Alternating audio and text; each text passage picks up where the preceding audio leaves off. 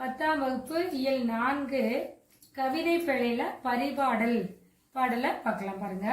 பரிபாடல் ஆசிரியர் யார் அப்படின்னா கீரந்தையார். கீரைய பரி அப்படின்னு ஞாபகம் வச்சுக்கோங்க. தெரியும் கீரந்தையார் ஆசிரியர் யாரு? பரிபாடல் ஆசிரியர் கீரந்தையார். இலக்கியங்கள் என்பது தாம் தோன்றிய சமுதாயத்தின் நாகரிகம் பண்பாடு மட்டுமல்லாமல் அந்த காலகட்டத்தில் நிலவிய அறிவியல் கோட்பாடுகளையும் பழக்க வழக்கங்களையும் நம்பிக்கைகளையும் தாங்கி அமைகின்றன. அதாவது இலக்கியம் என்பது அறிவியல் கோட்பாடு பழக்க வழக்கம் நம்பிக்கை எல்லாவற்றையும் தாங்கி நமக்கு அமைத்து கொடுத்திருக்கின்றனர். பண்டைய இலக்கியங்கள் அறிவியல் செழுமையடைந்திருக்கக்கூடிய இந்த காலத்துல தொடக்க விதைகளாக அமைந்தது பண்டைய இலக்கியங்கள். மேனாட்டு அறிவியல் சிந்தனையின் சாயல் சிறு துளியும் இல்லாமல் படைக்கப்பட்ட தமிழ் இலக்கியங்கள்ல துளிர்ந்திருக்கக்கூடிய அறிவியல் கருத்துக்கள் இன்றளவும் அவற்றோடு ஒத்து போவதை காணும் பொழுது நமக்கு பெரும் வியப்பு தான் ஏற்படுகின்றது. தமிழர்கள் அறிவியலின் முன்னோடியாக பண்டைய தமிழர்கள் திகழ்ந்தனர். புவியின் உருவாக்கம் குறித்து இன்றைய அறிவியல் கூறுகின்ற கருத்தை அன்றே காட்டிய பழங்கவிதை நம்மை வியப்பிலும் வியப்பாக வியப்பளிக்கின்றது. பாடல் பாருங்க. விசும்பில் ஊழி ஊழி ஊழ் செல்ல கருவலர் வானத்து இசையில் தோன்றி உரு அறிவாரா ஒன்றன் ஊழியும் உந்துவலி கிளர்ந்த ஊழி ஊழ் ஊழியும் செந்தி சுடறிய ஊழியும் பனியொடு தன்வயல் தலைய ஊழியும் அவையிற்று உள்முறை வெள்ளம் மூழ்கி ஆர்தரவு மீண்டும் பீடு உயர்வு ஈண்டி அவற்றிற்கும் உள்ளீடாகிய இருநிலத்து ஊழியும் அப்படின்னு சொல்றாங்க. பாடல் என்ன? அதாவது 2வது பாடல்ல 4 to 12 வரிகள் நமக்கு கொடுத்திருக்காங்க. இதுல மீண்டும் பீடு உயர்வு ஈண்டி அவற்றிற்கும் உள்ளீடாகிய இருநிலத்து ஊழியம் அப்படிங்கிறது இடம் சுற்றி பொருள் விளக்குக அப்படின்னு சொல்லி கேட்பாங்க. விசும்பில் ஊழி ஊழி உள் செல்ல கருவலர் வானத்து இசையில் தோன்றி ஒரு அறிவாரா ஒன்றன் ஊழியும் உந்துவலி கிளர்ந்த ஊழி ஊழியும் செந்தி சுடறிய ஊழியும் பனியொடு தன் பெயல் தலைய ஊழியும் அவையிற்று உள்முறை வெள்ளம் மூழ்கியார் தருவு மீண்டும் பீடுயர் வீண்டி அவற்றிற்கும் உள்ளீடு ஆகிய இருநிலத்தூழியும் உள்ளீடு ஆகிய இருநிலத்தூழியும். பாடல் பொருள் பாருங்க. விசும்பில் ஊழி ஊழி ஊழ் செல்ல கருவலர் வானத்து இசையில் தோன்றி அப்படிங்கிறாங்க. ஃபர்ஸ்ட் என்ன தோன்றுச்சா? எதுவுமே இல்லாத பெருவெளியில் அண்ட தோற்றத்திற்கு காரணமான அதாவது பரமானு பெரிய ஒளியோடு தோன்றியது அப்படிங்கிறாங்க. பேரொளியோடு தோன்றியது. அதுக்கப்புறம் உரு அறிவாரோ ஒன்றன் ஊழியும் உந்துவலி கிளர்ந்த ஊழி ஊழ் ஊழியம் அப்படின்னா என்னன்னா, உருவமில்லாத காற்று முதலான பூதங்களின் அணுக்களுடன் வளர்கின்ற வானம். அடுத்ததா என்னது? வானம் தோன்றியது. அதுதான் முதல் பூதத்தின் ஊழி அப்படின்னு சொல்றாங்க. அதுக்கப்புறம் என்ன அப்படின்னா, அந்த அணுக்களின் ஆற்றலானது கிளர்ந்து பெரிய பருப்பொருள்கள் சிதறும்படியாக பல ஊழி காலங்கள் கடந்து சென்றன அப்படின்னு சொல்றாங்க. அதுக்கப்புறமா என்னாச்சு அப்படின்னா, நெருப்பு பந்து போல பூமி உருவாகியது. அந்த ஊழி காலம் தொடர்ந்தது.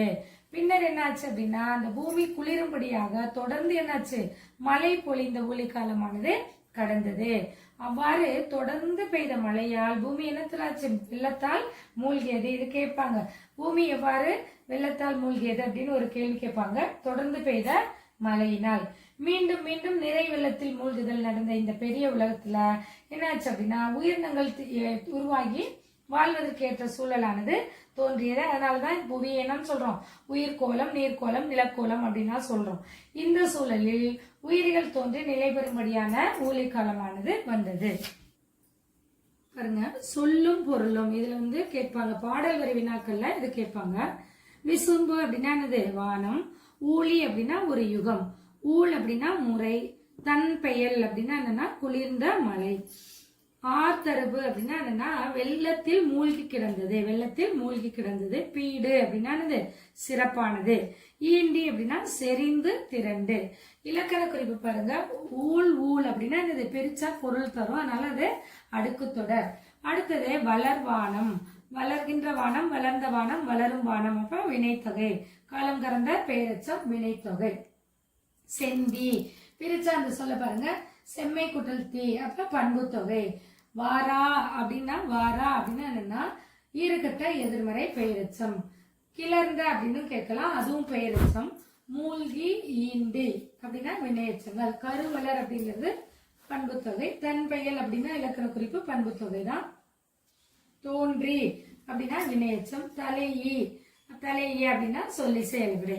அடுத்து பாருங்க, பகுபல உறுப்பிலக்கணம் பாருங்க. கிளர்ந்த, கிளர் பகுதி, அதை எப்படி பிரிக்கணும்னா கிளர் கூட்டல் இத்து. எப்பயுமே இந்த என்ன செய்யணும், பிராக்கெட்ல போட்டுக்கணும். அடுத்த தாவ பிரிங்க, இத்து கூட்டல் ஆ. கிளர் பகுதி, இத்து சந்தி, இத்து இந்தானது விகாரம். அடுத்தது இத்துங்கிறது இறந்த கால இடைநிலை, ஆங்கிறது பெயரச்ச விகுதி. நுழை கதிர் அப்படின்னு கொடுத்துருக்காங்க பாருங்க. தெரிந்து கொள்வோம் அப்படிங்கிற செய்தி பகுதி. இந்த அண்ட பெருவெளியில் நாம் பால்வீதி போன்ற எண்ணற்ற பால்வீதிகள் இருக்கின்றன அப்படின்னு சொல்றாங்க. வெளியே நின்று பார்த்தோமானால் சிறு தூசி போல கோடிக்கணக்கான பால்வீதிகள் தூசுகளாக நமக்கு தெரியும். அமெரிக்க வானியல் வல்லுநர் எட்வின் ஹப்பில் 1924 நம்ம பால்வீதி போன்று பல பால்வீதிகள் உள்ளன அப்படிங்கறத நிரூபித்திருக்காரு. இது ஒரு மதிப்பெண் வினாவில் கேட்பாங்க. 1300 ஆண்டுகளுக்கு முன்னாடியே மணிவாசகம், அதாவது மாணிக்க வாசகர் திருவாசகத்துல திருஅண்ட பகுதியில இவ்வாறு எழுதியிருக்கிறார். எப்படி எழுதியிருக்கிறார்னா, அண்ட பகுதியின் உண்டை பிறக்கம் அளப்பெரும் தன்மை வளப்பெரும் காட்சி ஒன்றனுக்கு ஒன்று நின்றலில் பகரின் 100 கோடியில் மேற்பட விரிந்தன அப்படின்னு சொல்லி மாணிக்க வாசகர் திருவாசக வரிகளிலேயே வானியல் பற்றிய அறிவியலை புகுத்தியுள்ளார்.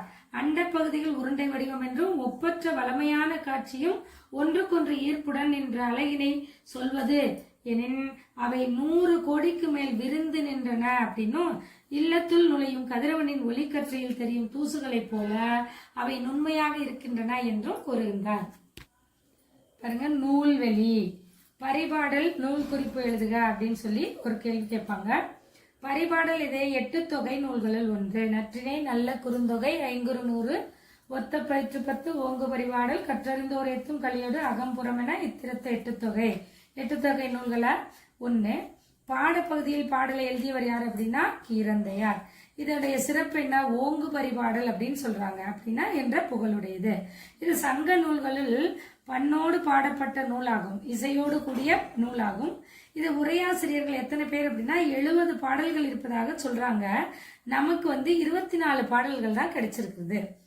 2000 ஆண்டுகளுக்கு முன்னர் வந்த இந்த பரிபாடல் மூலம் நம்ம என்ன தெரிஞ்சுக்கிறோம், சங்க இலக்கியங்கள் மூலம் நாம் அறிவனை யாவை அப்படின்னு கேட்டாவே 2000 வருஷத்துக்கு முன்னாடி வாழ்ந்த தமிழ் மக்களின் வாழ்க்கை முறை, சமூக உறவு, அறிவாற்றல், இயற்கையை புரிந்து கொள்ளும் திறன் போன்றவற்றை தான் நம்ம என்ன செய்யறோம், சங்க இலக்கியங்கள் மூலம் நாம் அறிந்து கொள்கிறோம். இது ஒரு குறுவினாவாகவும் கேட்பாங்க.